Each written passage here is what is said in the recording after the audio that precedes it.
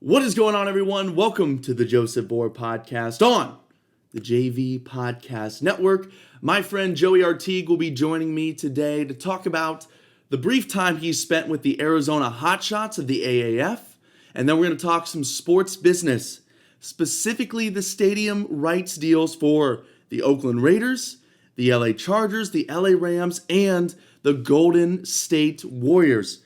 But before that sit down, I want to assess Baker Mayfield and my Cleveland Browns so far through 2 games of this 2019 season.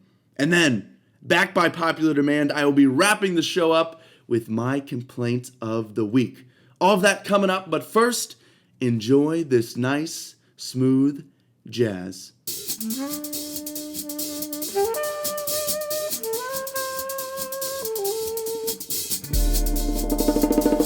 All right, so Baker and my Browns, they're off to a hot start. Best start since 2015, 1-1. That's pretty good in Brown standards. So anyways, Baker has now played 16 NFL games. 15 of those are starts, and if you count the game in which he finished the game, came in relief for an injured Tyrod Taylor against the Jets last year on Thursday night, in those 16 games, Baker is 8-8. He's completed 63.3% of his passes, thrown for over 4,335 yards, thrown 29 touchdowns, and 18 interceptions. Those are pretty good numbers through your first 16 games in the NFL. But what's been troubling so far about this Browns season is the Browns offense. Right now, they're a little lost. They have a lot of great pieces, but they have no identity. And I think you can really split the fault, the blame, whatever you want to label it as, 3 different ways. I think some of it goes on Freddie Kitchens. I think some of it goes on Baker Mayfield. And I think the rest of it goes on time. And all of these 3 kind of work together. And as one improves, I think it helps the other and helps the other. It's sort of a domino effect. So let's start with the head coach, Freddie Kitchens. He's calling the plays. Last year, when he took over after Hugh Jackson and Todd Haley were fired, when he took over as the offensive coordinator, the Browns, they established Nick Chubb early and often. The first 3 games after Freddie Kitchens took over, Nick Chubb rushed the ball 22 times for 85 yards, 20 times for 176 yards, and 28 times for 84 yards. And later in the season, he went on to rush for 2 more 100-yard games in weeks 15 and 16. The Browns were 4-1 in those games. And what this did for the offense and for a rookie quarterback in Baker Mayfield was it set up play action. And it made the defense have to play more on their heels. They weren't just gearing up for Nick Chubb and loading up the box, and they weren't just gearing up for Baker Mayfield to drop back and throw the ball 60 times. So the Browns had a balanced attack. So this set up play action and made Baker's life way easier. And also, Nick Chubb is just really good, and I would like to see him have the ball more. So far through this year, he's been coming off the field on a lot of third downs, and it sounds like from Freddie, they're going to keep Nick Chubb on the field for more third downs, which I think is good because he's a very capable blocker. And he's also a very capable receiver out of the backfield. Despite being able to run for power, he has good speed, soft hands, and can make people miss in the open field. So I think that's great, and I hope to see more of that Nick Chubb on third downs. Now let's talk about Baker. Versus Tennessee, the opener against the Titans, where he had 3 interceptions, he was pressing. The young, immature NFL quarterback that came out. Those 3 interceptions, they were a result of him rushing and pressing, and at least 2 of those interceptions, I believe 2 of those interceptions, if my memory serves me right, were him trying to make plays that just weren't there. The Browns, they were starting to lose momentum. Tennessee just scored. They had that long 75-yard screen pass that went for a touchdown. He was like, I got to get this back. I'm a gunslinger. I have to get this back. But the thing is, you can't make up 10 points, 14 points. You can't make up 2 and 3 possession games in one throw. So he's trying to make throws that aren't there. And then the other interception was just him rushing. Odell Beckham Jr. was open enough. It was a throw that we've seen Baker make, but he flat out just didn't make it. And then versus the Jets, Baker had one interception, and it was a very dumb interception. He was trying to force the ball down to Odell Beckham Jr., and I get it. Odell Beckham Jr. makes quarterbacks look really good, and he makes plays that not many other receivers make. So I get giving him a chance. But even for this one, this ball was forced in there, down the field. It gets tipped up in the air, and it gets intercepted. Last year when Baker was on and he was playing his best, he took the underneath, the intermediate, and the check down throws. That's how a quarterback in the NFL raises their completion percentage, gets a reputation as being efficient, and ultimately wins games in this league. Now, I don't want to take all the gunslinger away from Baker Mayfield because some of that magic he creates and some of those throws he makes, that's just the kind of player he is. But I do want to take a little bit away. And I think Baker and Freddie are both a little bit at fault here because when you bring in a guy like Odell Beckham Jr., when he's arguably the best receiver in the NFL and he makes plays that probably only two others can make in the NFL, in the world, you want to call plays for him. You want to give him a chance. There may be two guys there and another guy hovering around, but sometimes you're going to throw the ball and you're going to give that receiver a chance because of his track record, because of his ability, because of his talent. So I get that. But sometimes you have to resist taking that sexy Ferrari sports car out for a ride that is Odell Beckham Jr. Sometimes you need to throw the intermediate ball to your Audi and Jarvis Landry. Or throw it underneath to your dependable Honda Accord that is Rashard Higgins. Or dump it off to your gritty, tough Ford F-150 that's Nick Chubb. Sometimes you just have to do that. And I think in order for Baker to take the next step, because we do expect a lot out of Baker, and he had a terrific rookie season, breaking the all-time rookie touchdown pass record with 27, Baker's going to have to take those throws. He's going to have to make those plays. And which leads me into my next fault here, time. Odell Beckham Jr. missed a lot of time. He wasn't at all the involuntary stuff. I'm not going to go into that. But he missed a lot of training camp nursing that hip injury. And Freddie Kitchens is just 2 games into being an NFL head coach. And he's also calling the plays.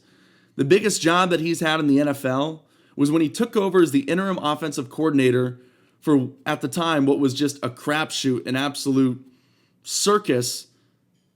That's who the Cleveland Browns were halfway through last season before Greg Williams and Freddie Kitchens took over. And like I said, Baker's now just started 16 games. Be patient. Practice patience. We expect a lot out of Baker. We think he can be an elite top quarterback for many years to come. He is our franchise quarterback. Don't get me wrong there. But be patient. The Browns, and it doesn't help that this whole first half of the year, the schedule was loaded. It's very, very tough. But if we practice patience, these guys start to settle in. They make these adjustments. The Browns, they will settle in and continue and start to play good football. So hopefully we see these adjustments because it doesn't get any easier. Sunday Night Football this Sunday, the LA Rams come to town. First Energy Stadium is going to be rocking. In my preview of the Browns season, I said that this is where the Browns are going to get humbled. But they already have been humbled by the Tennessee Titans when they blew us out by 30 on opening day. So we'll see. I think the Browns are going to put up a big fight. Can they win? Yeah. Will they win? I don't know. I predicted them to lose this game, but they have already been humbled. And I feel like there's been enough tape out there and there's some things that have gone wrong. And it seems like at least in the media from Freddie and Baker, they're aware of these things and they're going to do their best to make those adjustments. So I just hope that the Browns play a sharper, crisper game. Win or lose, it's game 3 of the season. I want to see them compete. This is a real test for our team, and I'm really excited for it. Okay, let's talk to Joey Artigue. Okay, so sitting right here now, Joey Artigue in studio. Joey, how has your life changed? How much have things been better for you since we brought home the championship in the Old Man Wednesday night F-League basketball tournament? Things have changed exponentially, and thank you for having me on, by the way. Yes, of course. Thanks for being here. I have just more energy when I'm getting out of bed in the morning. I You have a glow, feel an more aura. confident when I run the treadmill, getting ready stamina wise for the next season, and I don't feel as old as I maybe should or do naturally. In my late 20s, and that kind of time of your life when you start to just wake up with aches and pains and you don't really know where they came from. So our team name was Chops. My biggest regret from the basketball league, now that I think back on it, since we just wore plain white T-shirts, I thought our team name should have been the Plain White Tees, and we should have walked out to Hey There, Delilah. Ooh, I think that's a big miss. not bad. That hit me today. Not bad. There's varying degrees of shock value and really not taking it seriously and then going out there and whooping some butts on the scoreboard. And that's what I was going to say about the white T-shirts, because that's usually against my every fiber in my being and my DNA being, a jersey and uniform nerd and a designer myself, and loving the kind of, creative display that goes into picking a uniform, even if it's something that's purchased on like eBay or off the scrap heap. We did the white T-shirts, varying degrees and levels of type of shirts, whether you go with sleeveless or the undershirt, to use a politically correct term, or the wife beater, whatever else exactly. And then everyone just passed the Sharpie around and put numbers ranging from 00 to 99 and go out there and wreck shop. I actually have a player comp for you. I was coming up with this. I couldn't come up with a lefty. I was pretty upset. But PJ Tucker, you guys are tough.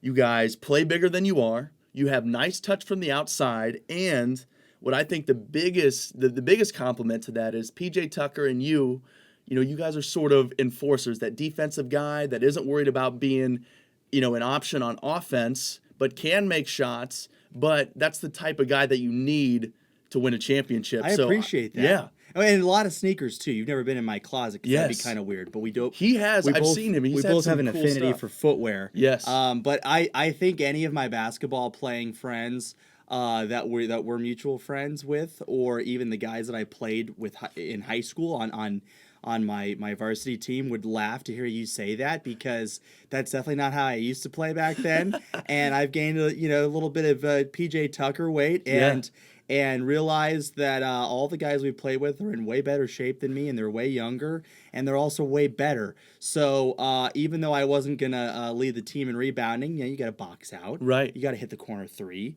You do the little things. You got to make good passes. You do the dirty stuff. Yeah, PJ Tucker's great. I was kind of hoping for like a short LeBron at 45 when Bronny's coming off winning his second MVP and they're going to NBA Finals games, and LeBron's trying to beat some sort of weird ESPN graphic that's like, pitting up Brady against, up against LeBron as far as minutes played, because they're going to go there sometime. Right. But that's a nice comp. I appreciate that. Of course, yeah. I was thinking, and it was because I was, as I often do, I go back and watch old Cavs highlights because I just missed the days that were, and I was watching some Eastern Conference Finals for when he was with the Raptors. Right. And I was like, oh, there's PJ Tucker in garbage time. Not that anything he did or anyone else did mattered, because LeBron has the number of many Eastern Conference teams, and will soon take aim with some of the Western Conference teams who are, talking crap. But, the Raptors are one of his whipping boys. Yes, the Wizards. LeBronto. Wizards first round. That was great. Bulls, the second and third rounds. Love the Bulls series because LeBron would kind of coax them to come through the doorway and then slam the door right in their face. Right, because you think back, I think it was that first Miami year. They squared off in the Eastern Conference Finals. Derrick Rose. Yeah, forgive me. I'm mixing those. Right, no, together. it's okay. They all kind of blend together. But that first year in Miami, Bulls, Heat, Eastern Conference Finals. The Bulls win that first game. Dramatic. That's when Taj Gibson had that poster on Dwayne Wade. Yep. Chicago has the home court advantage. It's like, here we go. And then it was just 4 straight just beat downs, and in the fourth quarter it was LeBron James on Derrick Rose, and he proved to everyone's like, hey, he may have the MVP, but the playoffs belong to me. This is still my league. You bet. Whenever I think Finals were a different story though. Whenever I think Bulls Heat with LeBron, I always think about the John Lucas alley-oop Oh my where LeBron jumped over another human being. That's always It's pretty good. insane. Yeah. He's just looking there like, and then it's like the line from the other guys. It's like, oh look, he's flying, and then he just comes, Exactly. in. Exactly. I was like, what just happened? Two of the greatest misnomer candidates for being in a movie and getting paid their $1 million plus and Right. literally having like 2 seconds in Yeah. the movie is The Rock and Samuel L. Jackson, right? Yeah, Isn't it those two guys? Yes, Aim for the Great Bushes. movie. Aim for the Bushes. There yeah. goes my hero. The Ringer was just having a debate about who are the best who are the kind of redundant here, but the best buddy combos in a cop movie. Yeah. And the other guys made the list. And I don't watch a lot of movies, but you don't need to, because when you find a gem like the other guys, you just keep watching it over and over and over again. It's just incredible. one of the best. Yeah. That's its own separate podcast. I have ideas for this podcast too, not to go on too much of a tangent here, but now I don't know where seasonally I'm going to work it in. I just think there's some friends back home. So when I go back home for Christmas break, and that's a movie that we watch all the time together, I'm just going to have them on, and we're just going to do a whole rewatchables. Yes, I was just about to say that we're going to have our own rewatchables of the other guys. Yeah. Because it's amazing. Well, or like, the requotables, something. Yes. Or how about just, the buddies in the game room. I don't know what to call it, but it's like It'll the be movies its own you could watch special with thing. your friends over and over again. And one place you could go, and I always get fascinated by this too. When they're continuing to be bribed by the ultimate, Mr. Beeman. ultimately, the villain in the movie. Yes. They're given tickets to various shows and events, including the Knicks game. There's floor seats, and I really love the dichotomy behind.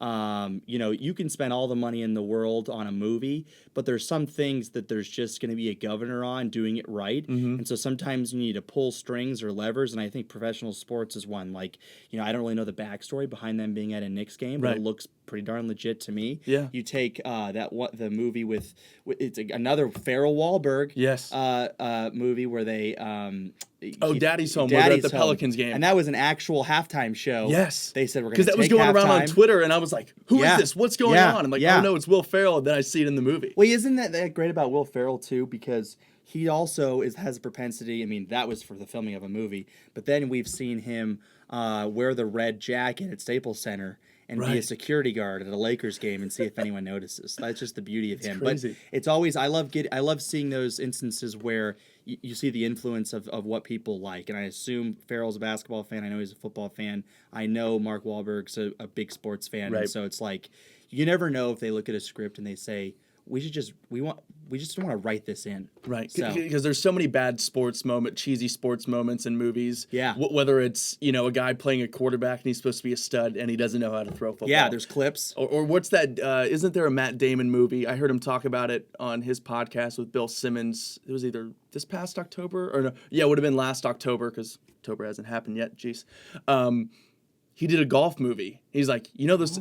He goes, this was bad. He goes, yeah, I never swung a club before in my life. Oh, I know. And then that clip was coming up around. I don't know if it was like a Friday Night Lights type of show. Mm-hmm. I don't watch TV other than live the sports, quarterback. But yeah. he is a bad quarterback. But the one in the between of like we're gonna get these people who've never played sports, or we're gonna be really strategic, work with the NBA, just do halftime show, get in, get out. Is you take a movie like Space Jam. Yes. And there's a story for a different day on that with my dad, who working in marketing with the Suns in the 90s and getting all the ducks in a row for the Suns-Knicks game that took place where, for all the Space Jam aficionados out there, the Monstars taking the talents of Patrick Ewing and Charles Barkley in the same game. Right. That didn't happen in an actual NBA game. Really? They did the age-old bit where they get X amount of thousands of people.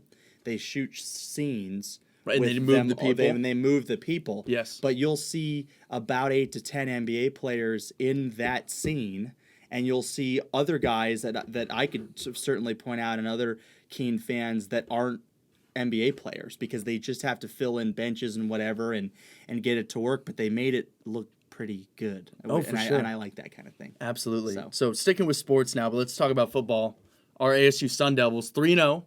Number 24 in the nation, coming off of a huge win in East Lansing at Michigan State. Yep. Is this this is the biggest road football win for ASU since probably Jale Mary USC, right? I think so. And I think Well, there really hasn't been a big road sure. win No, probably since then. there really hasn't, and I think based on it's funny if you put the wins and the scope and what's on the line up against each other, you can make a case for this being the biggest win on the road since then. But I think the undertones of it make it undeniable, where you don't even need to do any research because of not because of what we just did, but because of what we're on the precipice on. Right. Now, of course, I say that if you'd have asked me after that win, will this be a turning point? I'd probably say absolutely. We finally won in Southern California. Recruits are going to look at this, but that pales in comparison to who we know is on our staff, who we know is on our roster, how young they are,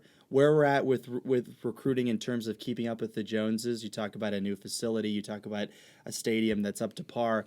It just what you need is the cherry on top, but this is more of the whipped cream or the favorite ice cream ingredient in the sundae, because the winning is going to be what's paramount, and the sniffing of big games late in the year or national prominence with a number next to your name. I mean, I go through these games with people who are betting on it or fantasy football, even in college now on Yahoo and everything else. And these games that people are looking at, these pick'em contests, your eye just gravitates towards these games or these teams that have numbers next to their names and teams that are ranked. And if we go on the road and do something that opens the eyes of a really apathetic East Coast bias, asleep at a certain time on a Saturday night, voting crew. Yes. That's big. And where else I really like to see it is the coaches poll.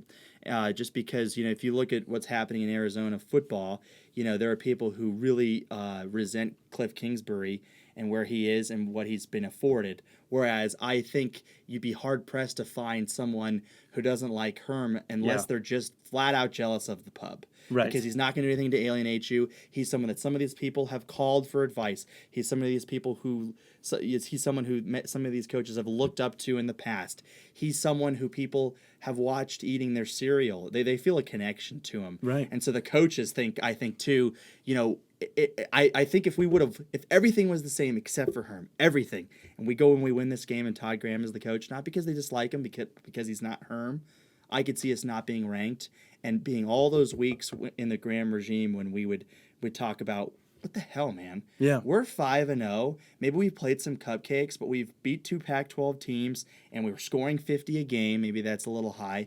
And we're not ranked. What's the deal about it? Right. That takes me back to my freshman year. We start off 3-0, and obviously we win. I think that first league game was USC, and we laid an egg in LA.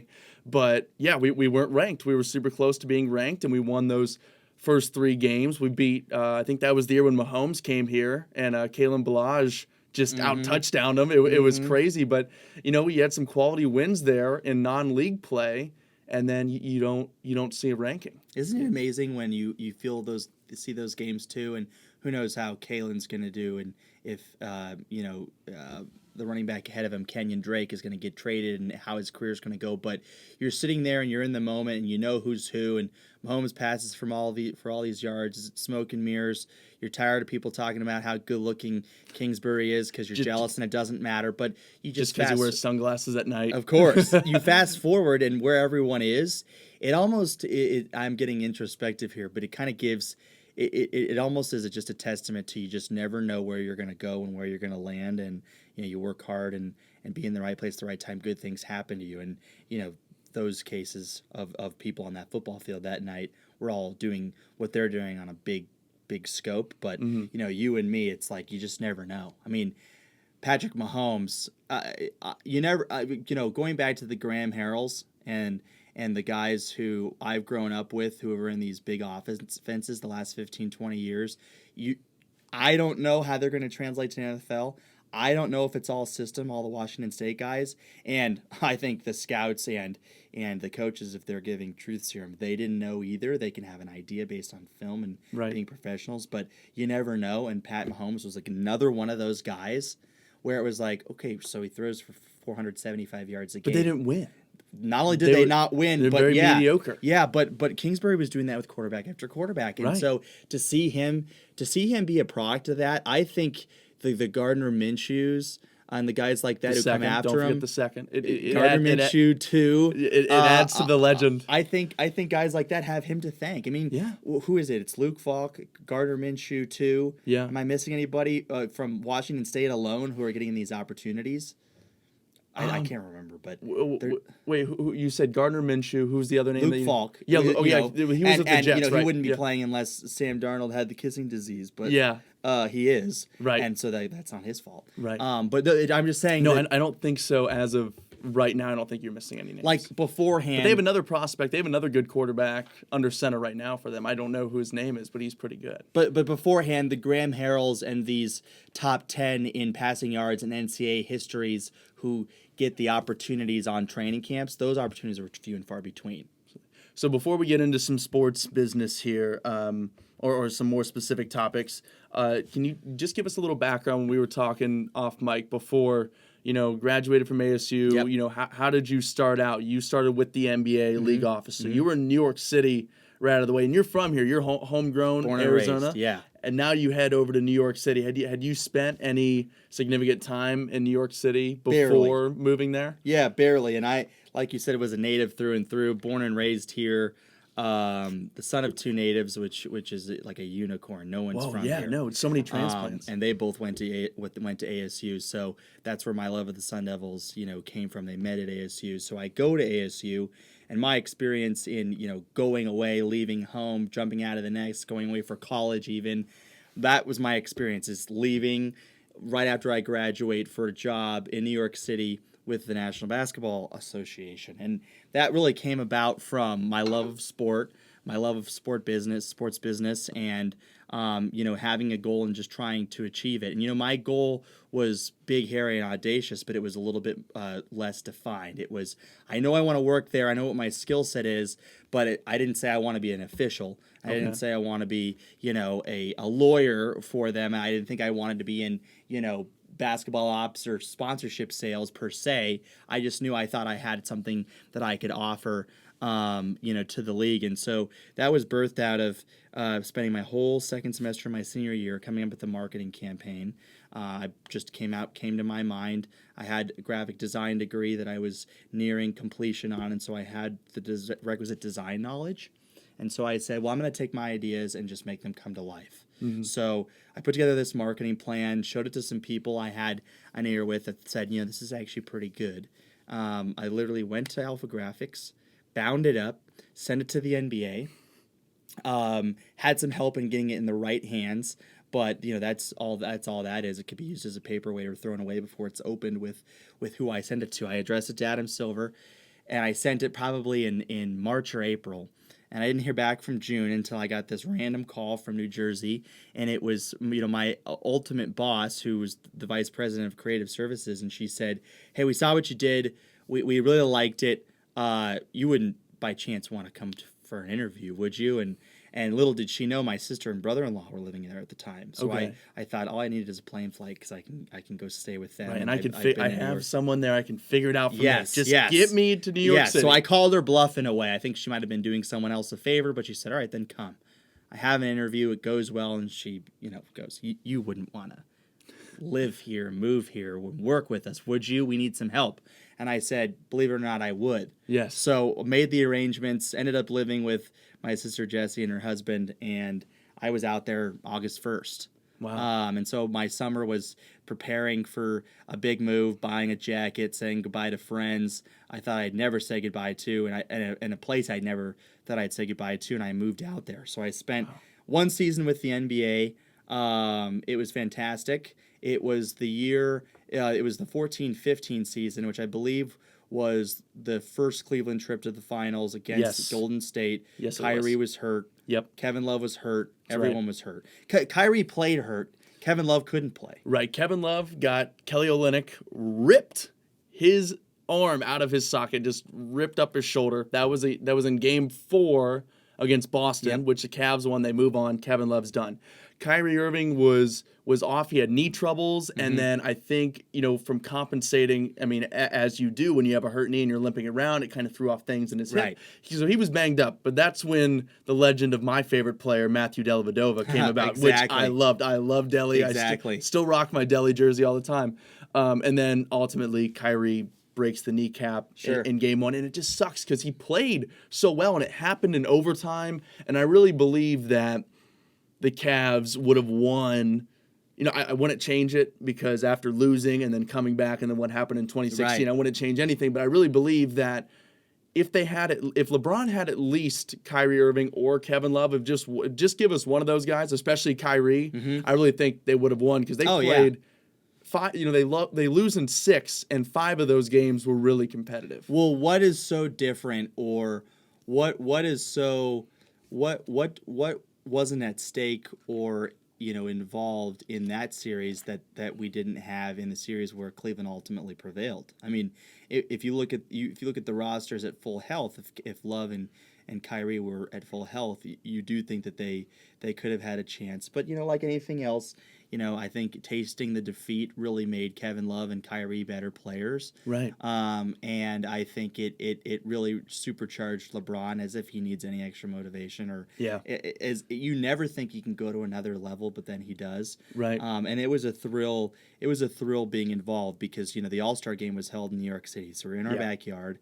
I got to be really involved there, and got to brush elbows with those guys, and it was a lot of fun having the biggest stage for basketball in such a great city and a great venue with MSG.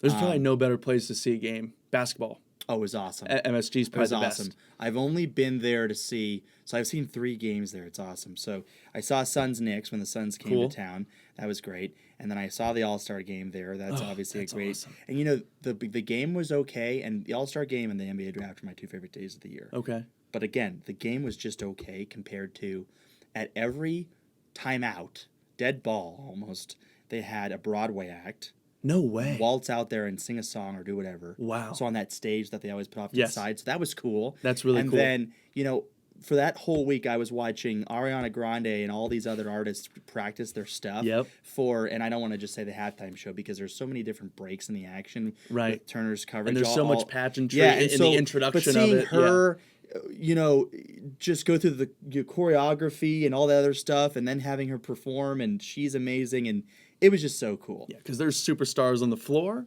There's superstars at halftime, at the dead balls, at the pregame. There's superstars that are spectators. I mean, it is just superstar galore. Oh, gosh. Yeah, there's stories that I almost don't like to tell because I get bored hearing, but it's like, Michael Rappaport asking you for, where's this, where's that? Yeah. And I wasn't the person directly responsible, but he'd be like walking this way. Where's the locker room for the Rising or the celebrity game? You just point that way. One quick note though about being in the bowels of Rappaport. You're like, you're not playing in that, are you? Yeah. Don't you understand? It's for celebrities. It's a celebrity game. Exactly. Rappaport. It's for people who actually are important and people care about.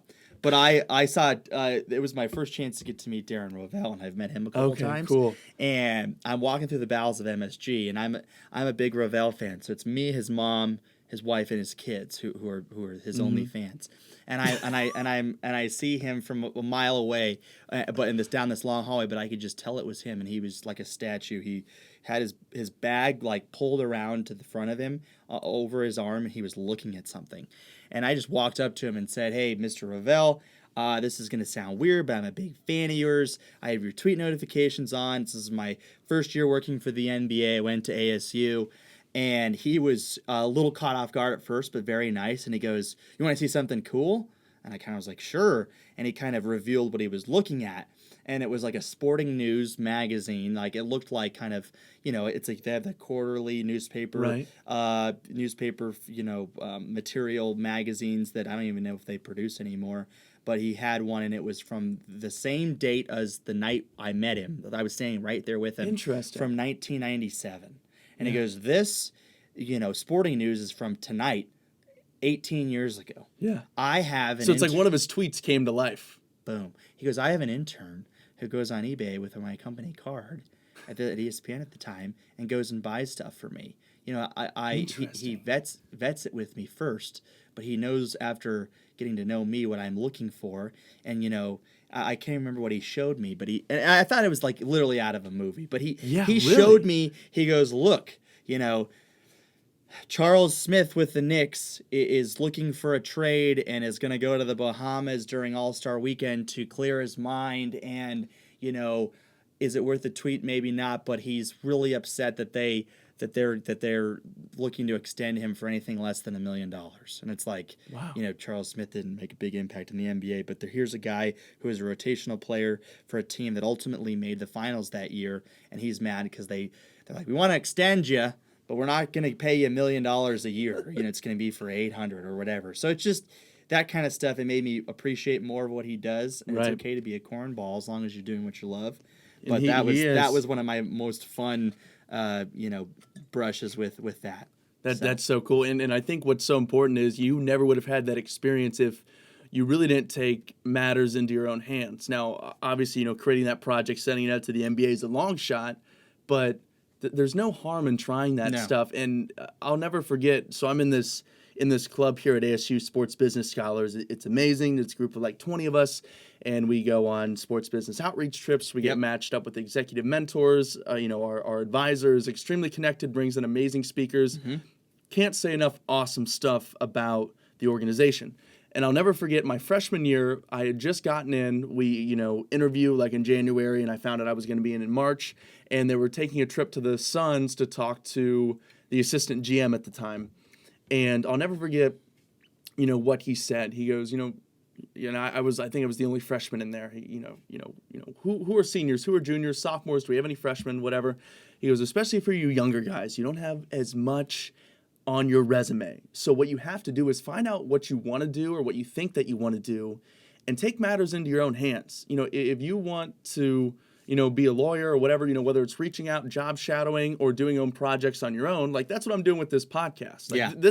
This is my own thing here, but I ultimately know I want to work in, the digital media space and have my own podcast one day. So what the hell is stopping me? And I'll never forget, him saying that really sparked me, and just to really start doing my own stuff, because it's, especially if you want to work in media, you're not going to go work for a company and they're just going to give you a podcast. Right. You got to get reps on your own and get better at it, and then it's good to get those internships or make those connections, because then you can say, hey, here's what I've already done.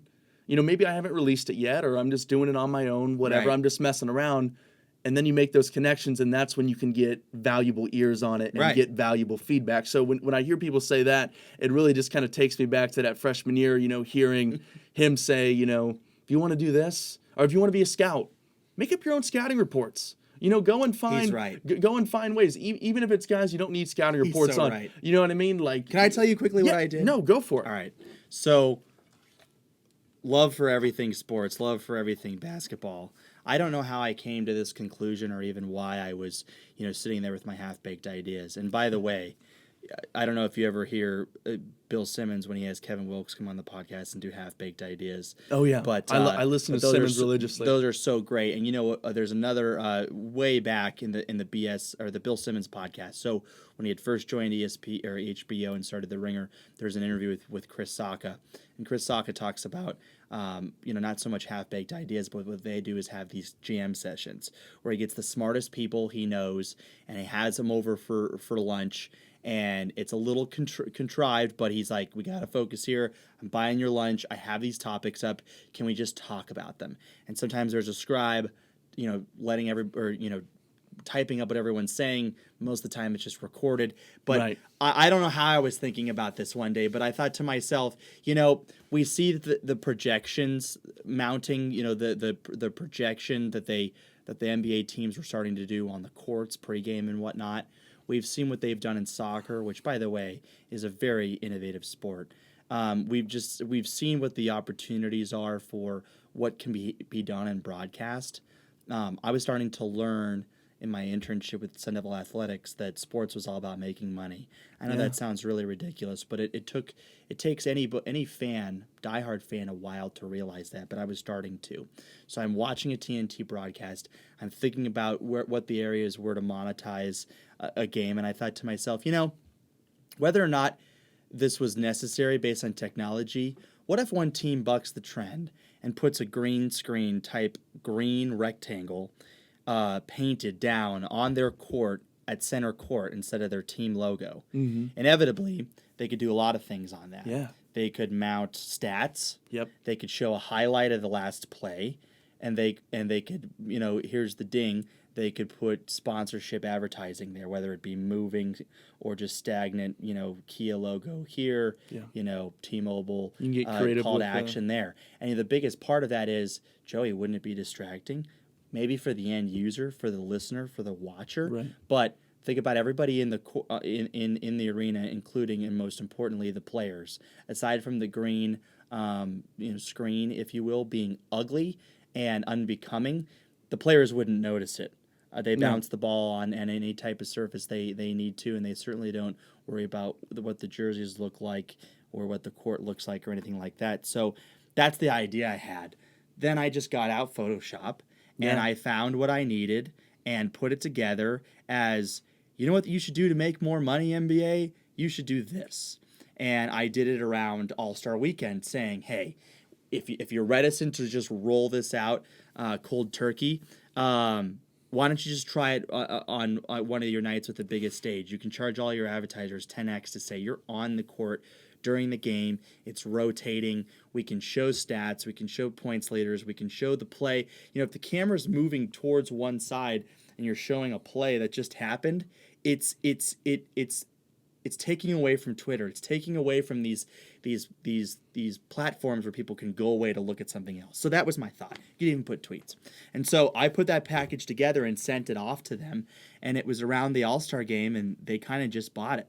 Yeah. And so my thought is, go do things with continuing education.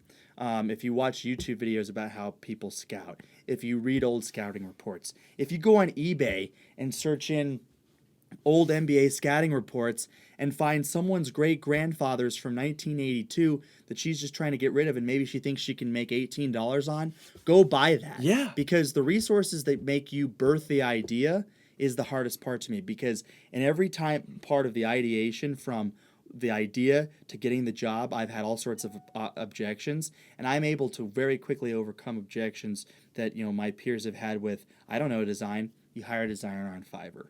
I mean, I don't have the money to bound these books without graphics. You go work for Lyft, drive for Lyft or whatever it is. The most important part is birthing these ideas, but they're really, with the internet, no excuses not to get your creative juices flowing.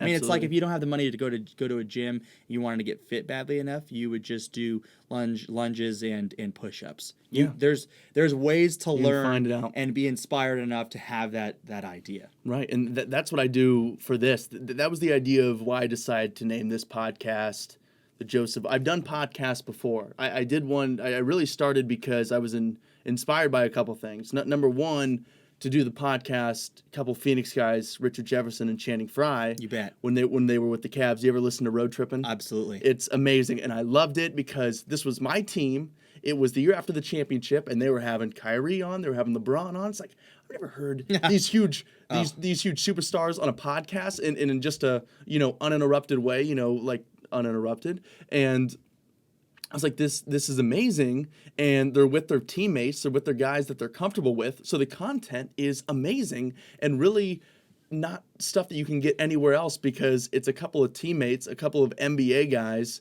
talking with other NBA guys, and they're just comfortable, they're teammates, they're homies, they're friends, whatever you want to call them. Yeah. And I'm just like, okay, boom, I want to start my own podcast. I'm like, okay, what does that cost? What do I have to do? What do I have to figure it out? I found out that, and then I did it. It was at the very end of my freshman year. I decided I had like $20 left on this Amazon gift card I got for my birthday. I bought a cheap mic on Amazon. I downloaded Audacity, which was a free software, and I found that you can upload so much data to SoundCloud for free before you have to pay for it. I'm like, perfect. This gets me started. You bet. Right here. And then, how do I get better? I'm not a journalism major. I'm a sports business major. How do I get better? Well, just listen to podcasts and just watching people on TV and just listening to and listening to them, and then going for it, seeing what I got, and then using, the contacts that I made. Hey, can you please listen to this? Give me some feedback. Yeah. What do you think? Or giving it to some friends or some parents or whatever, and just like, hey, would you listen to this? Do you think this is enjoyable to listen to? Whatever. And then now circling back to this, bigger project that I'm doing, because I got more technology now, I'm more comfortable. I have more of the resources and sort of the behind the scenes editing, kind capabilities and things like that because of internships that I've had. Yeah. And then, like we keep mentioning Bill Simmons in The Ringer, that's what gave me the inspiration to not only name it after myself, but I'm like, that's genius because, you know, you're creating your own brand. And, I thought it was just for people named Joseph. Yeah, no, personally, I yeah. know. But no, it's and then it's just wide open because originally I loved my original podcast name. It was The Perfect Cleveland. It was 16 Sundays in Hell, which absolutely describes anyone who's a Browns fan because every Sunday, at least my entire childhood, has just been awful. I love that, but I love this now because I'm following sort of the Bill Simmons method because what I love to consume is long form interviews. And Bill, because of his, you know, contacts when he was at ESPN and he worked for HBO and wrote for Jimmy Kimmel Show, you know, he has athletes on, he has writers on, directors on, you know, actors on. It's just incredible. And just like that setup and seeing what he's been able to do and create has been totally my inspiration, like podcast wise. And it's just, I just think what those guys do is great. And, you know, podcasts are free and, you know, it really doesn't take that much to get started up. So like you said, I mean, you can find a way to get working on the track that you want to go. Yeah, it's there's the barriers of entry are I can't call them zero, but they're 0.0001. That's for sure. Let's talk some AAF. So you work for the Hotshots. Yep. What I really don't know where I want to go with this. I just the league didn't work out ultimately. April 2nd, 5 p.m. That's when the league stopped. Did you see it coming? I mean, obviously it was out there that, you know, some guys or most guys hadn't been paid yet. Like were there warning signs? Were the investors, were they really all in on this? Was it just not popular enough? I mean, what went wrong and could you sense it? It's hard to separate the warning signs from what hindsight lends credence to. And what I mean by that is there were natural growing pains with a startup league that, you know, vacillated between football league and sports corporation. It was a case where there were your natural speed bumps with you know, I hired a vendor for something. It's taking them pretty long to get paid, and they reach out to me. Yes. Not unlike anything I haven't experienced at other jobs. I was never stiffed. I got every paycheck on time that I was ever expecting. There were a couple things that they pulled back on after week one. We chartered as a team to Memphis. Is actually week two. For our first road game. After that, I wasn't to go on that plane again. And you know, it's so funny. We already chartered the plane. That seat just sat empty, but it wasn't a hotel room. It wasn't a stipend for meals, all that stuff. You know, there were police escorts first couple weeks for the players. We had to ratchet that back. And, you know, I don't think that any one of us were being naive in saying we should see these as warning signs. I think that we're trying to find, we as in the league higher-ups, were trying to find that right balance between being judicious and saving money with what ultimately Charlie Ebersol hired Bill Polian for, which was running a professional football organization. One thing people don't even really know about it, and it's just nuts and bolts, but Bill Polian didn't even have an AAF email.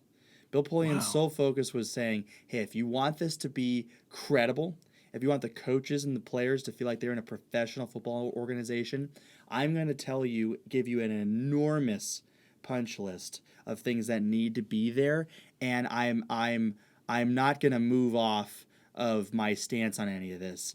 And what were some of those things, do you know? Oh, it's the things like, you know, we've got a charter. Things like, and this sounds crazy, but we've got a charter. We've got to do police. So it's just got to be like first class. Yeah, first class. Yes. Yeah. Gotcha. And there's some you know stuff with, you know, the television and keeping them out peripherally of certain things and not letting them go certain places and whatever else. And not that if he was more lax on that, we would have somehow generated more revenue to keep us afloat.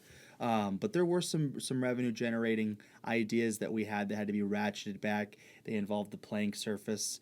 It wasn't wacky waving inflatable tube man at the 50-yard line, but it was things about trying to get advertisements as close to as possible or things of that nature. And he wasn't so steadfast on keeping that out, with the visual side of things or the way the product looked. But he was just to his credit, I don't think to a detriment, trying to make the league be credible to its coaches, its players, the officials, the team officials, the scouts, everything else, so that when the NFL came in for that first week, those NFL scouts, of which there were many, they'd keep coming back. And so that was what was happening all at that time. When we got the word on April 2nd that things were going awry, day before my birthday, we had our final meeting with a birthday cake for me when we all said goodbye the next day. The tweet came out, and I was in our leadership group the youngest person and the only person who looked at Twitter, and the stuff that we didn't find out via press release before the embargo was lifted or whatever, that we'd find out like anybody else, I would be the one to be like, hey guys, guess what? Well, that was a case where I had to be like, hey guys, guess what? And the way the first tweets filtered out, it honestly wasn't unlike some of the things we've learned before. And, I showed it to our team president. He said, pump the brakes, not because of how I was acting or whatever, but he said, yeah, we'll see. And then, I think he was trying to put on a brave face, kicked me out, called some of his team president buddies, and then he ultimately got us together because I think it was 5 p.m. Eastern time, 2 p.m. when the press release went out, 2 or 3 p.m. But this tweet came out about 11:15ish Pacific time, and so that's when we were finding out right before lunch. But there was a little bit of shock. I didn't feel at all like this was like, damn, I should have known better than taking this opportunity. And I'm getting the punchline out too fast because I know we'll want to talk about it a little bit more, but I would not hesitate doing it all over again, even if I knew what I knew. And there's story after story and anecdote after anecdote to support that. But it was, there was nothing really to tell me that it was going to happen the way it did. Do you think a non-NFL football league like the AAF or the XFL, do you think those could ever work if they're not supported and backed by the NFL and the players and, have some sort of farm system, feeder league set up, if they're totally separate? Because I feel like the NFL and the players kind of push back on that, and obviously the players and the AAF, what was the AAF, they would much prefer it that it sort of plays as a farm system. They want to know they have a chance, even though a lot of the players I know, at least the Browns' third string quarterback, a kid at from the same high school as Baker Mayfield, playing the AAF, and now he's on like him, and there's many other cases like that. If you're talented enough, whether they're associated or not, you're going to find your way. On an NFL roster, if you have good tape out there and you're talented, obviously. But do you think a league like that could ever work if that continues to be completely separate and there's no sort of feeder or farm system set up? No. Separately, I think the XFL will work in its current form, and by work, I consider it working if it does two things. If it lasts more than one season, I'm actually got these out of order. But if it lasts more than one season and if it gets players to the NFL, I'm very certain it's going to get players to the NFL based on what we did, which made us a success, so to speak. Mm-hmm. We didn't last longer than a year, which is why I kind of put that other caveat on the XFL saying last more than 2 seasons. But I did knee-jerk just say no when you asked me, because long-term, with the caveat you put at the end of your question, long-term it cannot succeed without the NFL being copacetic with what's going on. So what you need to do, as in the XFL, and what we were trying to do is, I don't know if it was, trud along or limp along to the end of this collective bargaining agreement with the NFL and the Players Association and try to weasel our way into the next one, but that's what they have to do. They have to make it to those negotiations. Even still, they're going to be talking about this. They could be talking about it for years. The Players Association and the NFL, they could be talking about it for months, or for weeks, or for days. But for however long they talk about this new deal, that I know is going to be, let's just call it, if it's 10 days, I know it's going to only come into the lexicon or the discussion on day 8 or day 9. Because once they have all the way more important stuff sorted out, then they're going to get into, what about the insurance for these XFL players? What about where these players are allocated to? There's not 32 XFL teams. There never will be. What about their compensation?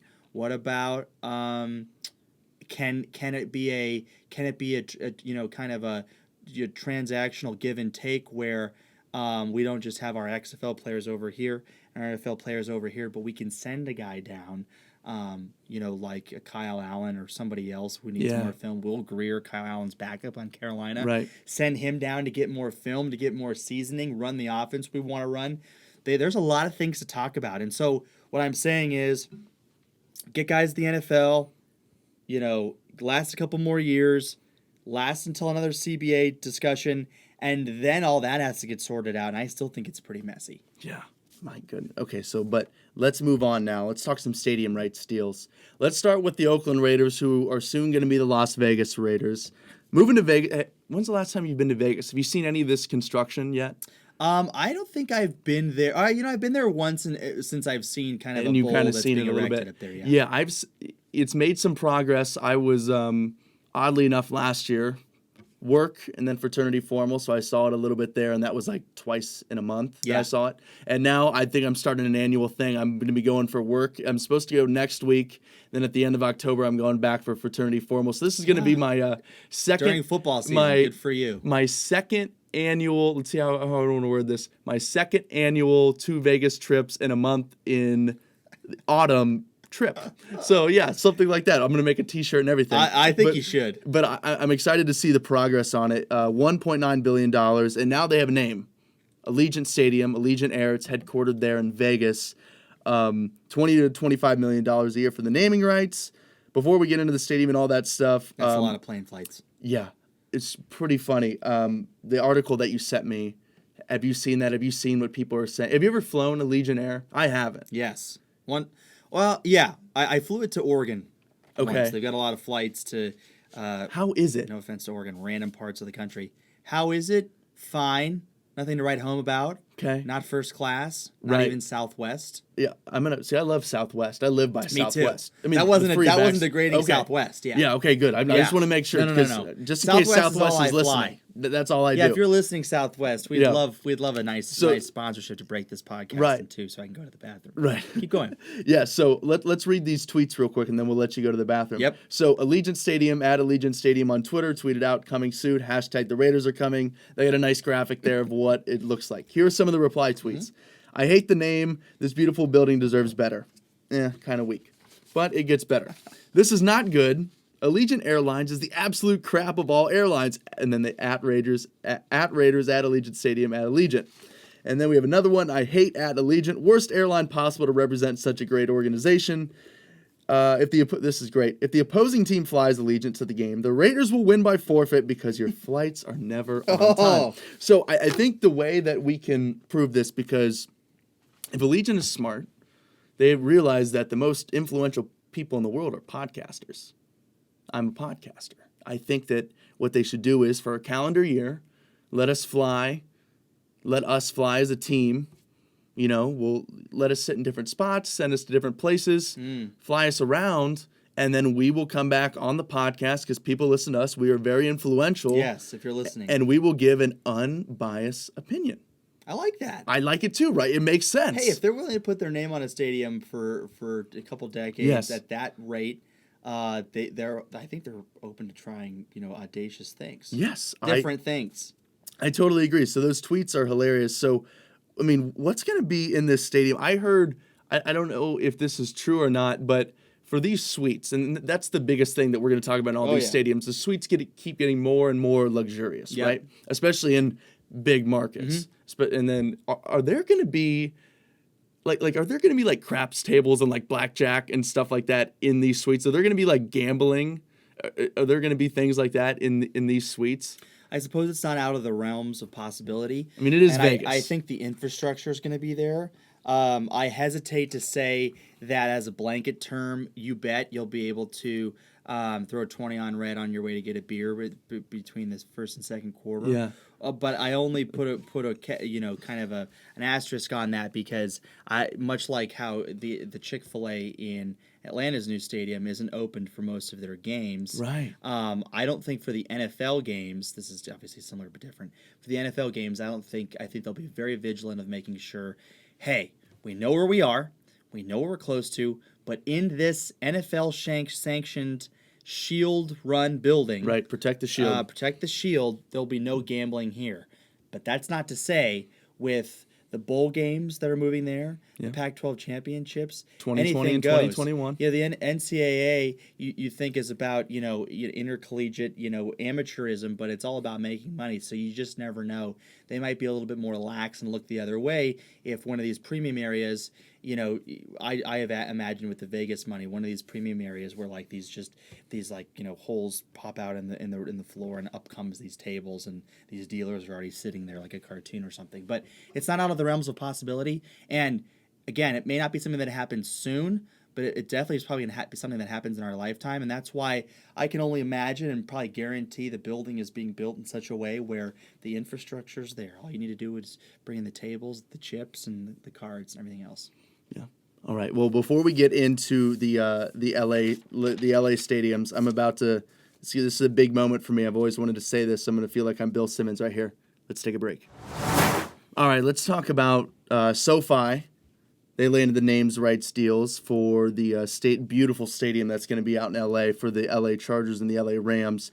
So going back to that sports club that I'm in, Sports Business Scholars, we went out to LA for our outreach trip 2 years ago. So this would have been it was the school year 2017, 2018, and it was really cool. So we were supposed to go in December right after finals, but that's when all those fires were going on. So we decided to reschedule, and it actually worked out well. So we went in February. One, we got to miss class, and two, it was the same weekend of NBA All-Star that was in LA. So it was super cool. So we're there, in LA Live around Staples Center, and there's ESPN and all that stuff. Oh yeah, even the ancillary events for All-Star, they beef up their events very well. It was awesome, and then you see all the banners of the players everywhere. It was just really cool. But we met with the LA Rams, and it was perfectly Hollywood because even for us crusty college kids, they put on a show when we went and came and visited them. I mean, it was beautiful. The video presentation, I mean, everything. And their office was amazing. We had lunch there, and you step outside. Of course they have a little outside patio area, and you look out, and there's the Hollywood sign. Perfect. I mean, it's perfectly their offices are up there. Yeah, perfectly California, perfectly Hollywood. It was amazing. And then so the video presentation was amazing, and then what we saw was this mock-up, right? This little building, just the whole space, the whole idea.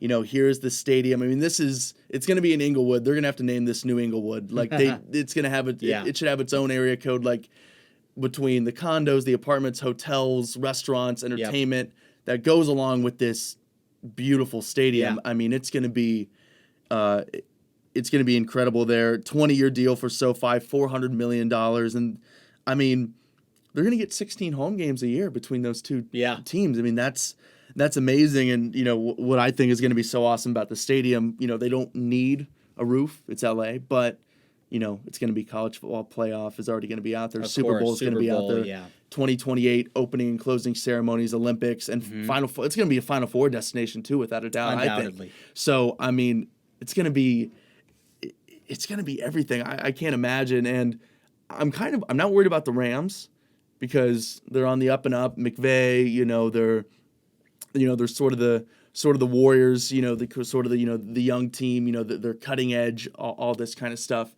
But I'm sort of worried about the Chargers because they don't even really, they're going to be on the decline. Phillip Rivers is going to be done soon. What about their running backs? They're good skill guys, right? But I mean, they don't even fill up that soccer stadium they're playing in right now.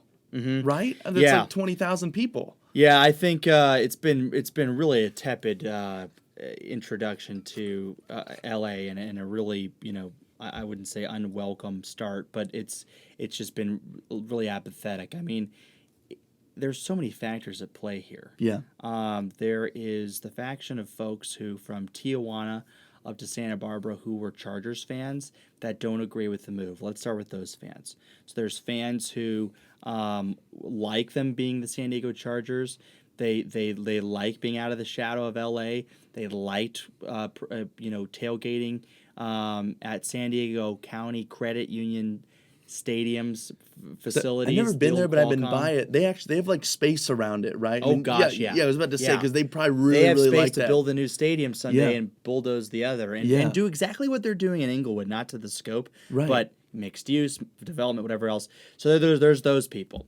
There's the people who are your casual football fans who can put their arms around a team and be welcoming. But guess what? The natural inclination is to do that with the LA Rams, who the name kind of rings off, rolls off the tongue, even though you and I grew up with the St. Louis Rams, because Right. before that they were the LA Rams. Yeah. So in a lot of cases, some people's fathers or mothers or grandmothers or uncles would be tuning into St. Louis Rams games, remembering the days of old. Or even if they totally just, disavowed the team, when they come back, they can just dust off all the stuff that they gave away in 1994.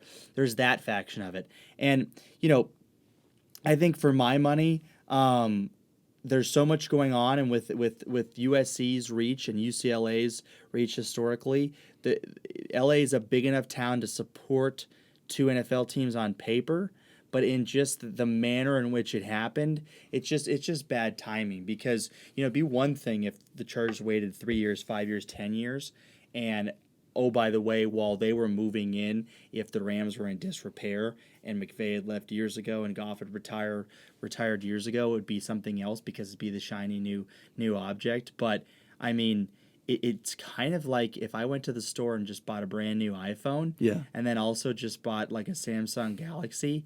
I just don't need the Samsung Galaxy, and the iPhone's better. Yeah. So it's really tricky. That's why I think they're not selling out the Dignity Health Sports Park for all their games, and I think that's why they're gonna have some challenges. And there's different ways that these deals can go. You could do a whole podcast series on the deal that the Clippers and the Lakers have. Right. Also the deal between the Jets and the Giants with MetLife. But I can tell you that the economic windfall that the Chargers,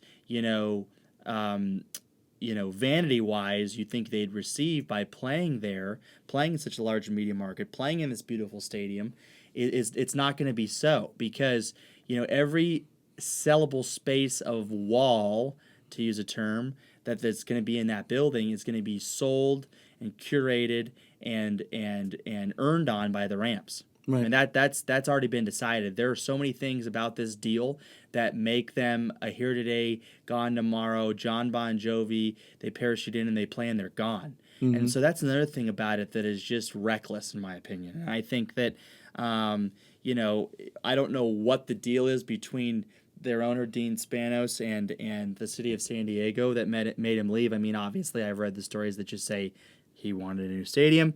They said no. He left.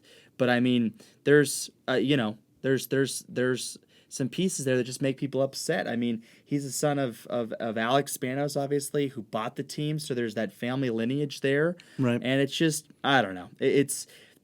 I'm really excited for the stadium, and I don't have a dog in the fight, but I hope, because it's not even necessary, I hope the Chargers find a gainful fan base somewhere. I mean, if they were smart, they'd move up to Oakland. Or they'd move back down to San Diego as soon as San Diego State does some things with what they're trying to do with a reclamation project. I don't really know what their plan is. Yeah, and this was one thing I was thinking about when I was reading the article and thinking about the LA Chargers, and so many people, and maybe it's just because we grew up with the we grew up with the St. Louis Rams. Right. And we know them, and I know them as the St. Louis Rams, except Yep. for the last few years, and obviously grew up with the San Diego Chargers. But I've never stumbled on and gone back and called the Rams St. Louis, But all the time I still call the Chargers the San Diego That's a Chargers. great point. And Great point. And not only do I do that, but I hear people on different podcasts, on different TV shows that were alive and know the LA Rams, but they still slip up on the Chargers. I think it's because, well, one, I when I think about the LA Rams, right? You know, they have a new beginning here. They're good, and they wear those old school. I don't know what it is, but when they wear those old school jerseys, it just kind of fits LA How about for the me. Coliseum? It fits. And I think it's going to be weird to see when they leave the Coliseum. No, I think so too. I absolutely think so too. I think it's like too much, even though they're cutting. And see, the Rams fit in this new luxurious stadium, right? Yep. They're cutting edge. They got this, the sexy team. They got the quarterback. They got the coach. But then what I'm worried about stadiums is for Oakland, you think about that fan base, the black and gray, them moving to Vegas. I think Vegas works, but this luxurious stadium, I think, will be a little bit weird also, kind of going back to the Raiders, because I think, the whole black hole, it's going to be like, you almost kind of think like, they're not going to play baseball there, but should they put the baseball field down for the first half of the season just because? Wow. What? How about that? I kind of like that. Yeah, why not, right? Or remember my projection mapping idea? Why don't you just projection map it down with the first down Just marker? put the football. No, it's a good point. And here's, we talked a lot about all these callbacks. We talked a lot about the All-Star game, the NBA All-Star game. Fill in the blank. I don't care if it's the Pro Bowl, the Major League Baseball All-Star game, or the NBA All-Star game. If anyone's ever been to an event like that, the atmosphere is flat out weird. I wish I had a better word for it, but it's weird. There is a buzz. There's a level of importance. Everyone who's there feels privileged to be so, but there's barely anybody with a rooting interest. First of all, you're never going to find someone who says my favorite team is the West or the East or whatever else, or the AFC or the NFC. Unless they're that dick kid that plays with them on 2K all the time. Which is totally unfair. Totally unfair. And by the way, I got 2K20. It's good stuff. Awesome. You gotta come I'm over gonna and play check it. it. Yeah, I'd love to. No, so first of all, there's no rooting interest. Yes. Second of all, a lot of the crowd is very corporate. These are 200 people from Kia who have been flown in from all around the world to watch the game. Some of them don't even make it to their seats because they're in these premium areas. Right. There's all sorts of people who, at its very best, ooh and ah, instead of clap and cheer. Right. No standing, whatever else. And by the way, the Super Bowl's like that too. I've been to a Super Bowl. Yeah. It's a little like that. And I say the same thing for the college football. Like, the college football playoff is great. It shows up. But I almost get intrigued by the expanded playoffs, just thinking about a postseason game being in Columbus at the Horseshoe, or being in Tuscaloosa, or being in Baton Rouge. Yeah. You know what I mean? I mean, you know what? I think it takes away from it. The idea on paper is great, but the college football is so broken. I would never want that to happen. Would fight against it every time, because as if the Ohio States and the Alabamas need an advantage, but with an NFL style thing, it works. These AFC and NFC championship games are hosted at the sites. Yep. They could go neutral if they wanted, but they never would. But no, you're totally correct. So why do I bring all that up? Well, the Las Vegas Stadium, Allegiant Stadium, is going to be like that, and it's going to be like that for years. Mm-hmm. I don't mean 5. I don't mean 10. I don't even mean 20, because if this market that we're living in now, Phoenix, has taught us one thing, it takes decades and generations to wipe out, for example, Cubs fans and Dodgers fans and Giants fans to make them Diamondbacks fans. Right. I think it's going to take a while for the Las Vegas Raiders. And so these crowds are going to be inherently quiet, inherently disinterested, and inherently neutral for years and years and years and years and years. And even when that Raiders fan base does grow there, I think it's going to still be a really corporate crowd, because the casinos are going to control. You just look at it like a pie, a round pie that it kind of looks like anyway. The casinos are going to dice that up, and probably already have, as far as suite licenses, amount of seats they've purchased. And it's going to be just a weird crowd. Yeah, that perfectly segues. I want to talk about the Chase Center with the Warriors, because I have a lot of ideas, them being San Francisco, Silicon Valley. Yeah. So first off, as a Cavs, are they getting rid of Oracle? Are they tearing that down? Have they torn that down? Oakland has been really prickly, the city of Oakland, about the Warriors leaving. Right. And that's another big dynamic, because Oakland's like the little brother that the one brother, town. it's the one brother that moved to New York, was super successful, and the one brother who never left town, and he's kind of a fixture at the local Yeah. bar. Kind of big brother, little brother. Yeah. One really successful, one that's still kind of Absolutely. in the dumps dynamic. Yeah. there. Oh, absolutely. It's like a Cinderella, stepsister kind of thing. No, so with the Chase Center, or with Oracle, I should say, Oracle is mad about the Warriors leaving. Oakland's mad about it, and I've even heard about reclamation projects and continuing to pump infrastructure and dollars into Oracle to try to keep concerts and certain events that are on the books there, keep them from Chase Center. And that's pie in the sky. Yeah. But if Chase Center really wants to maximize profits with how much it costs, or how much it costs to build and how much it's going to cost to operate, there are some things that Oracle can keep because of things that they can offer, being a smaller venue or a venue that doesn't have so much riding on the bottom line, that I think it'll take a somewhat sizable cut in what Chase Center is trying to do. Now, how sizable? Not enough to make the Warriors bummed that they ever left, because they never will be. But if it's like Puma decides they're going to make basketball shoes and they yank away a couple of Nike's athletes, Nike's like, oh, okay, well, I guess we'll have to just do this instead of that. I think it's not going to break them, as I mentioned, but I think that they're going to keep Oracle in its oldest form. Okay, that's good, because as a Cavs fan, that's like a monument for me. I just want to go out there and take. I will fly out to San Francisco just to go to Oracle, take a picture, and jump on a red eye home. That'd be something I would do, even though I can't go see a game there. I want to kiss the plexiglass that LeBron blocked Andre Iguodala's layup off of. Oh, beautiful! Oh my God, I'd make sweet sensual love to that. Okay, right. Now we're going a different way here. But okay, so one thing with the Chase Center that I thought was so impressive, and I want to talk to you about, and is not one public dollar is being spent on this, all privately raised. Now, is this something? Is this a special circumstance because it is Silicon Valley, their owner, and is who their owner is, and has all these contacts, and there's everyone wants to be sort of part of the Warriors because they've been so successful, cutting edge, all that kind of stuff. And then you look here. I was just reading an article the other day here in Phoenix. There's a lot of renovations, a lot of upgrades that need to be made to Talking Stick, but it's looking like the public is going to have to take on a lot of that money. Yeah. Now, is it because San Francisco is able to do that and Phoenix can't, or is the ownership different? Like, could Phoenix, maybe not 100% privately owned or privately raised money, but could Phoenix, could the ownership group, could they put together better efforts so that the public would have to take on less? I believe that they could. I believe that in this case and in this market they don't have to, so they shouldn't. I mean, so if you're on the side of capitalism, if they can, that's great. If they don't have to, then they shouldn't. Right? Why would they? But if the legislature, the city people who are intertwined with Phoenix, were against it enough and voted not to give public money, release public funds to help renovate the arena, it wouldn't be happening. And what the Suns would do then, I am not sure. But in the Warriors' case, that's kind of a yes and a no proposition. They're able to do that because it is Silicon Valley, but I think they're also choosing to do that because of who their owners are. Mm-hmm.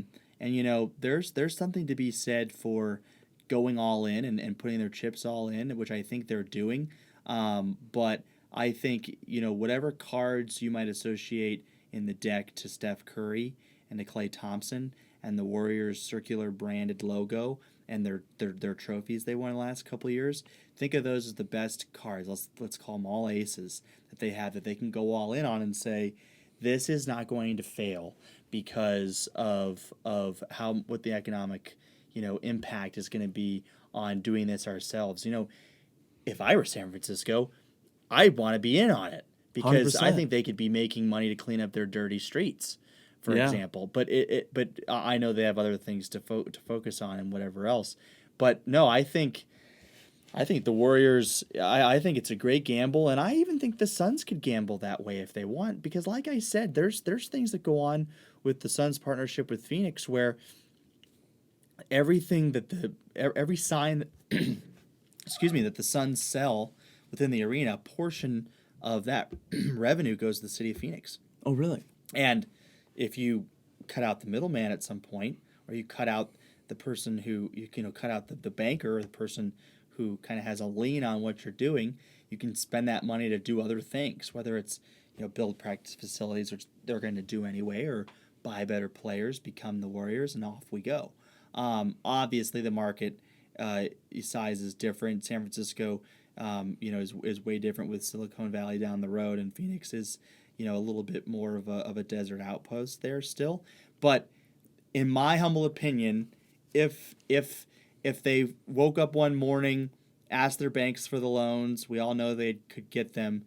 They could build a Taj Mahal on those grounds or somewhere else, and make people very happy, including their players, who in turn are your biggest asset, because they're the ones who are going to be living there, playing there, enjoying their time there, and hopefully winning there. Right. And as we've talked about, corporations, premium areas, all that kind of stuff that kind of segues into this, do you think teams, and especially, I look at the teams, especially like the Lakers in LA, the Knicks in New York, and now the Warriors in San Francisco, big markets, and there's a lot of stuff around. Obviously in LA, entertainment. There's movie studios everywhere. They like sports. They working more and more with these athletes now. In New York, there's finance, there's entertainment there, and then obviously tech, huge, San Francisco.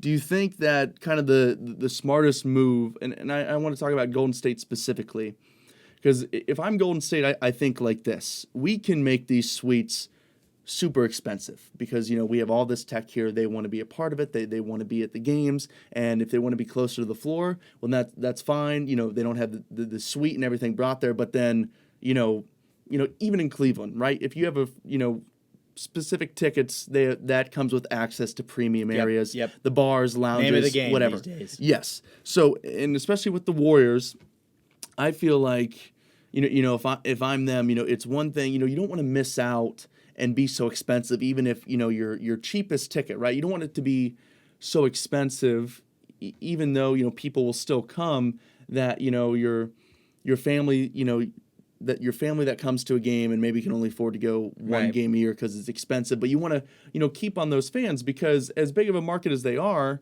that's been a basketball town, and they've been really supportive and really loyal. And there's real, true basketball fans there outside of, all the people that just want, more so the business ventures first. Mm-hmm. So I'm guessing what I'm saying, the model is, the cheaper tickets, keep those at an affordable price. But because of what you're around and what you have, you're close to the floor in your suites, make those really expensive, but, make sure that the perks live up to that price. Is that kind of a model that a lot of the teams and, across all sports, do you think that's something that makes sense to them and that they're looking at and they're, kind of putting into place? Yeah, unfortunately, I don't think that that's something that they feel like they're able to do. Mm-hmm. And I also don't think it's something that they feel like they're responsible to do. Right. Basically, it goes somewhat like this. They're going to charge market pricing with these club areas that are commensurate to other buildings around the league, whether it's in Milwaukee or one of these other new arenas, and they're probably going to charge, probably 1.5 to 2x. And that's because of where they are. Right. That's because of the winning, and that's because, and I hate to just use this, but they can, and they will, and they do. Yeah. And so that's the club area. So they're going to charge the 2x, and that kind of brings in 100%. And into your point about, okay, well, if they charge so much there, can they give Joe Public the opportunity to still be that fan? I think in theory they can, but here's why they just won't. It doesn't matter what the last seat in the Chase Center Upper Deck costs. It's going to be purchased 100 times over. There's going to be wait lists. They probably don't have a season ticket staff that needs to sell them. And then it's going to be sold on the secondary market. So if they drive a upper bowl ticket in the last row that's $90 down all the way $45, all that does is it just it just hurts the ticket brokers, which is a nice attaboy for it's like sticking it to the man. Yeah. But it just in some ways it makes it more rampant because then you're building instead of building in the incumbent price and making that $45, it's just gonna be made on the street. So Right. what more and more of these teams are focusing on, and you see the tweets, you see the infrastructure, you see the jobs coming up on teamwork online. They're beefing up their community outreach efforts. And this is not the same at all, but they're saying, okay, if Joe Public and his family of four can't get out to see the Warriors because A, they've been priced out, and B, again and again and again, and B, it's just unaffordable. We're gonna do community outreach, trips or events where they're gonna be at your church or they're gonna be in your community center or they're gonna redo a park or they're gonna build a playground. The NBA has in their collective bargaining agreement, amount of hours that all these players need to accrue built in. Right. By the way, even though they have to accrue these hours, they still get paid. And Oh, so yeah. that's kind of gonna always be the model to kind of connect with the fans at that level. Because as bad as it sounds, they don't really need Joe Public. They need, No. if the number is 17,842 seats, whatever it is, that's how many they need, and they know they're going to get it. They also need a guy like Steph Curry to be, well liked, to play well, to have television shows, to have a wife who's in the public eye, because that's going to sell them merchandise and apparel. It's going to be someone they can put on presentations to these corporate sponsors where, by the way, they're not only just selling locally in San Francisco or nationally, these big brands, but they're selling internationally. Yeah. I mean, who knows? Mars Incorporated might be putting their patch on the Warriors someday, trying to get people to go to a different planet. That's how much money that they can demand. And one thing that's interesting about that is Rakuten is owned by a company owned by Joseph Tsai, who owns the Brooklyn Nets. So there's all this stuff going on always about infighting and whatever else. And at this point, that's one of those things where Rakuten could tell the Warriors, hey, we don't want to put our patch on on your jersey anymore. And I think they'd be doing them a favor because who knows what market pricing is now compared to what it was a couple years ago. So I feel bad for Joe Public and diehard fan, but especially in an NBA building where it's half the size of buildings of Right. commensurate sports. It's just going to be tougher and tougher in those markets to get a ticket. And something else? The Suns haven't made the playoffs in 10 years. Mm-hmm. They couldn't even win 20 games last year. They're almost completely sold out this year. From what Really? people have told me. I mean, think of it this way. Season ticket wise? No. Well, in a way, yes, but no. So not season ticket wise, but with season tickets and then single game.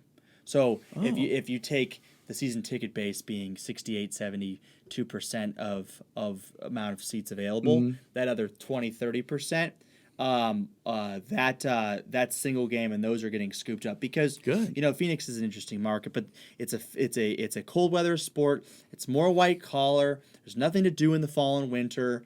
It's a date sport. It's a corporate sport. It's indoors. You don't get dirty. There's no sun. Right. So the NBA is really doing well. In terms of attendance, and there's all sorts And of the things. players are so recognizable. They don't have helmets on, they don't have Bingo. hats on, and Bingo. and then they're celebrities. And Bingo. all these guys are business savvy. They're in movies, TV shows, podcasts. I mean, 100%. everyone knows these guys. 100%. Yeah. And there's inherent challenges with every league, and they all get shit on for different reasons.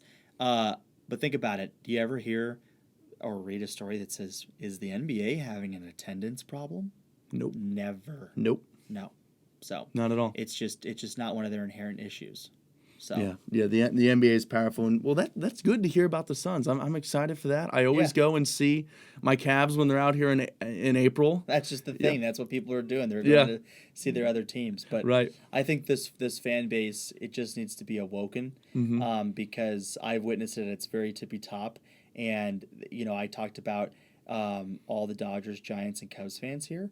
It's easy to find Cowboys fans Yep. here and New York Rangers and LA Kings fans here for hockey. But if encouraged, if excited, if provoked in a good way, the Suns team has been here for 52 years. Yeah, This is a Suns town. for sure. And they just need something to cheer about, and I think that they'll be back from a fan engagement standpoint if they get back to that on the court. Yeah, and I hope so. I always used to remember staying up late back in Ohio, get done watching, the Cavs and who was the East Coast game, the earlier game on TNT, and then all of a sudden here would come the intro, they fade in, you see the beautiful, it's dark out. Yeah, it's the US Airways and it's the all glass front, and I always used to think, whoa, that's so cool. Did that impact you coming out here at all? Like even in a minor way? I mean, was there like a faction of a lot of things, including just knowing that this is a mecca for sports? Yeah, so the reason I came out here was I wanted to go to a big school,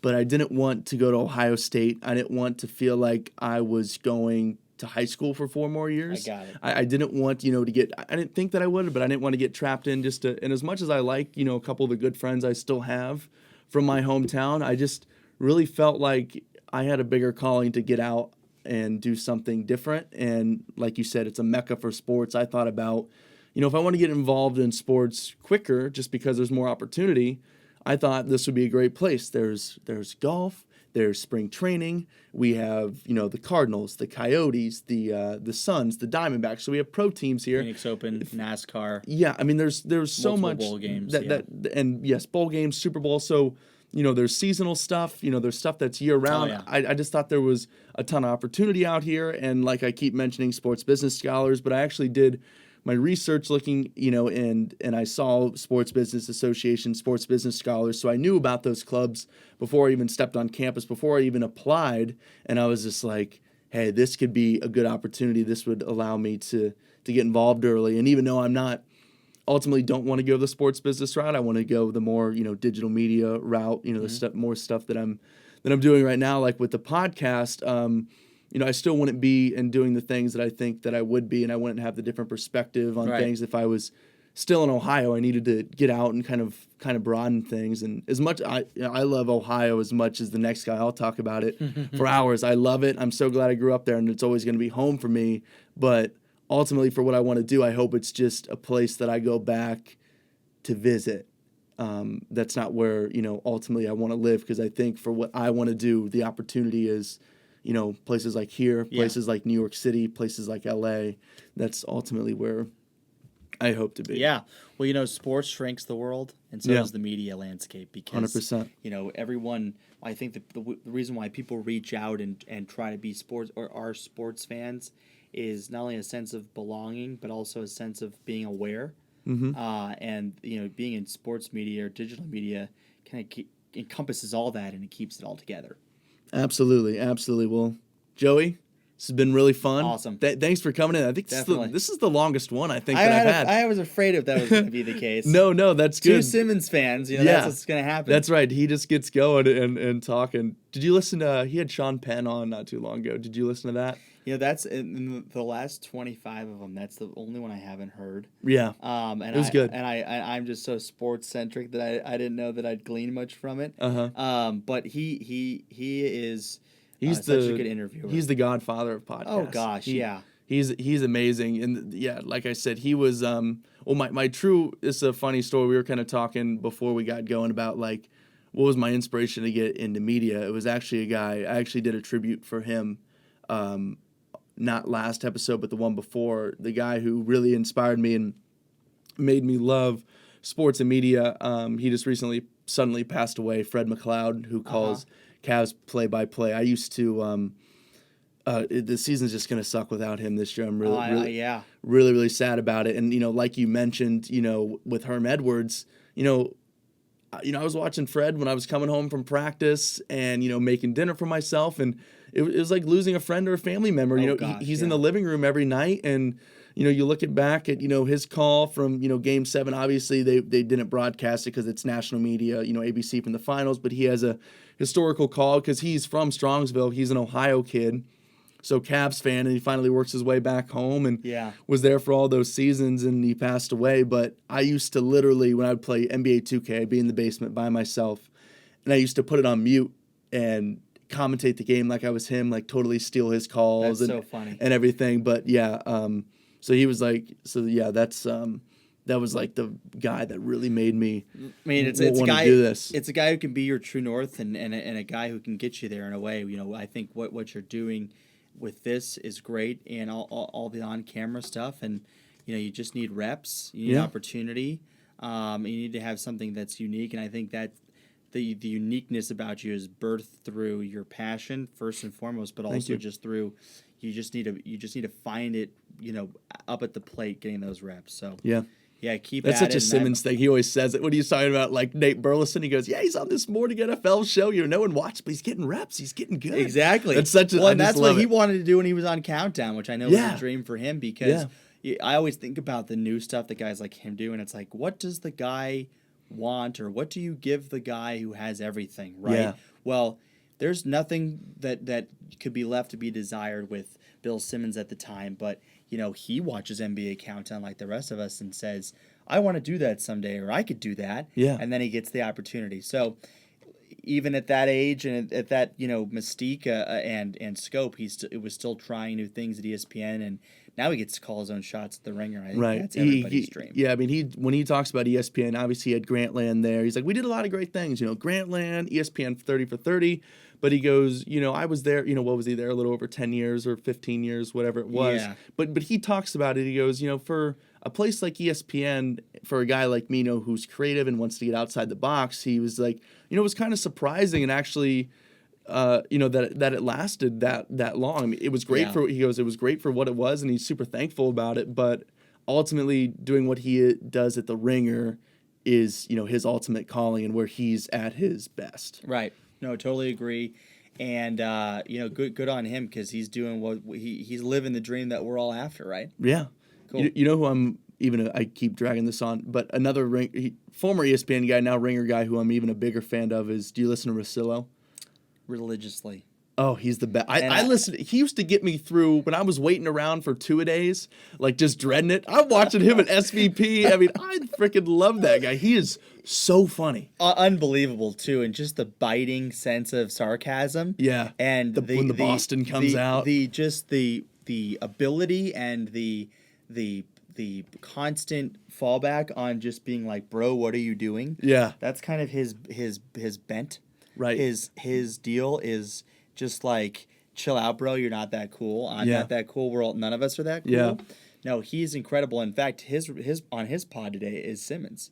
I haven't listened to it yet. I just saw it because it was supposed to go up yesterday. Yeah. I was so excited when he went to the Ringer because it was like the ESPN was so sporadic. It was just like, when's it coming out? So you know what I heard? I heard that his deal was so big there and lot of facets to it that there were enough people pissed off about how much money he was getting paid. That's why the Ringer unionized. Really? That's what I heard. I don't know if it's true. I don't know if I'm breaking news on the podcast. Wow. Not that I care. Yeah. Come after me. Yeah. Well, that'll have to be a part 2. That'll be of a conversation later. That's interesting. Yeah. Yeah, but people love him. People love listening to him. He's great. I mean, I found myself, if I ran out of stuff to listen to, I'd go back in Simmons archives. Anytime I saw Russillo was on, 100%. Oh, I would go back. They have a good one with the night that Tiger won the Masters back in April. Yeah, it's so good, and they're making fun of people. They're making fun of the guys like the Skip Baylesses, or whoever who always zig when everyone else is zagging. Right. And like, is Tiger winning the Masters bad for golf? Yeah, right. And I just love that because they're able to make fun of each other, right? And they're able to make fun of themselves, but they. To use a millennial term, they keep everybody woke. Right. It's like, hey, we're going to call you out on your stuff when you do it. So. And the best thing about them, it's the best 20 weeks or whatever, however long it is, where they did it last year. And I love how they call it hoops, because I call it hoops too. Yeah, exactly. Love that. But I love, obviously you listened, but when he came on that whole NBA stretch through July. Yeah, twice a week. Yeah, it was like twice a week or every Monday or whatever it was. And I'm like, I can't get enough of this. Yeah. I mean, these guys, basketball, just gurus. I mean, they're about as good at recognizing stuff and talking hoops as it is for non-players. And they're even better than some players who actually played just because they're able to articulate things better. 100%. I mean, they're just it is really, their really truest good. Gift. Yep. And maybe it's because they're both New England guys. They click so well. Right. But, man, they've got it going. And good on Russillo for going somewhere where he can be creative. Right. And he's still able to do his writing stuff. Because he's a little out there. He is. Because Simmons is too. Well, that's why he wants to be a screenwriter. Yeah. I He's think. disturbed in some way. Oh, I know. Enough. Yeah, he's been scorned enough that he could do it. But Laying no. the sheetrock with Pops back in Martha's Vineyard. Yeah, That's yep. my horrible Good Will Hunting Boston accent. Exactly. And they riff on that a lot too. But those So guys good. are. I mean, if we can all, if we could ascend to the levels that those guys are at, then I'd sign up for that any day. Oh, 100%. And I think their last thing, that their balance is so good because Simmons is still, what I love about Simmons is he's totally against the grain. He's the guy in the media that's a fan. Yeah, oh gosh, and doesn't give a shit. Like, he's like, Celtics, Patriots, like, I love him. I'm going to push him on you. He was just talking about that a couple pods ago. I can't remember who he was talking to, but he's like, everyone was giving me a hard time because I'm talking about this, I'm writing about the Celtics and I'm a fan. It's like, why wouldn't I want to be a fan? Like, it's a different perspective. Everybody else is doing one way, you do it the other way. So. And Russillo's not as tied in, but he still has the Boston. It's just great. They're just perfect. That's all that can be said about that. So awesome. Well, great. Thanks, Joey. Appreciate it. Appreciate it. Okay, so hope you enjoyed that sit down with Joey Artigue. And now it is the moment you've all been waiting for. It is time for my complaint of the week. And as always, our proud presenting sponsor, My Therapist. So, my complaint of the week. Unless you're an actual public figure or a celebrity, do not turn to your Instagram story to promote your new post. And if you don't know what I'm talking about, the people out there that you follow that aren't getting in, or maybe it's you. Hopefully it's not, but maybe it is you. You're not getting enough love on the gram, not getting enough likes, enough interactions, enough impressions. So you have to stoop to the lowest levels of posting your most recent post to your story, saying, new post, go show it some love, go show my new post some love. I hate this. I am 1,000% more likely to unfollow you rather than go like your most recent post when I see it on your story. And chances are, if you're one of these people and we've interacted in the past, like face to face, and I was nice to you, just know that it probably wasn't genuine. I see it. I don't like it. It's the worst. And that's my complaint of the week.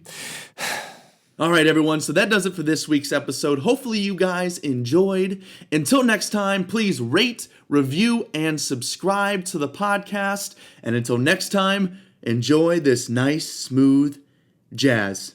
Talk to you next week.